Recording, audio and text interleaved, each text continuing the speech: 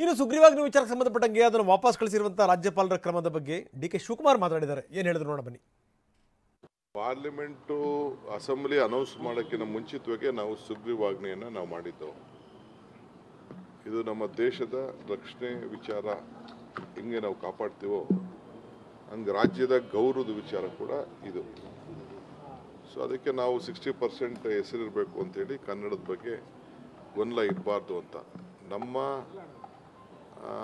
ಅಸ್ಮಿತೆನೇ ಕರಿತೀರೋ ಸ್ವಾಭಿಮಾನ ಅಂತ ಕರಿತೀವೋ ನಾವೆಲ್ಲ ನಮ್ಮ ಭಾಷೆ ನಮ್ಮ ಸಂಸ್ಕೃತಿನ ರಕ್ಷಣೆ ಮಾಡ್ಕೋಬೇಕಾದ್ದು ನಮ್ಮ ಕರ್ತವ್ಯ. ಕನ್ನಡದ ಇದು ಬೋರ್ಡ್ಗಳು ಕಡ್ಡಾಯ ಈ ಸೈಜ್ನಲ್ಲಿ ಇರಬೇಕು ಅಂತೇಳಿ ಮಾಡಿದ್ದೇವೆ. ಅದನ್ನು ಕಳಿಸಿದ್ದೀವಿ. ನನಗೆ ಗವರ್ನರ್ ಅವರು ಯಾಕೆ ವಾಪಸ್ ಇನ್ನು ಕಳಿಸಿರೋದು ನನಗಿನ್ನ ಗೊತ್ತಿಲ್ಲ. ಈಗ ಚೆಕ್ ಮಾಡ್ತೀನಿ. ಗವರ್ನರ್ ಅವರು ಇದನ್ನು ಅಲ್ಲಿವರೆಗೂ ಕಾಯಬಾರ್ದು. ಅಸೆಂಬ್ಲಿ ಇದೆ, ಅಸೆಂಬ್ಲಿ 12th ಆಗ್ತದೆ. ಅಸೆಂಬ್ಲಿಲಿ ನಾವು ಪಾಸ್ ಮಾಡ್ತೀವಿ ಒಂದು ಇದನ್ನು. ವಿಧಾನಸಭೆಗೆ ಬರೋಕ್ಕಿಂತ ಮೊದಲನೇ ನಾವು ಸುಗ್ರೀವಾಜ್ಞೆ ಮಾಡಿದ್ವಿ. ಸುಗ್ರೀವಾಜ್ಞೆಯನ್ನು ಯಾಕೆ ವಾಪಸ್ ಕಳಿಸಿದ್ದಾರೆ ಅಂತ ಗೊತ್ತಿಲ್ಲ ಅಂತಾರೆ ಡಿ.ಕೆ. ಶಿವಕುಮಾರ್.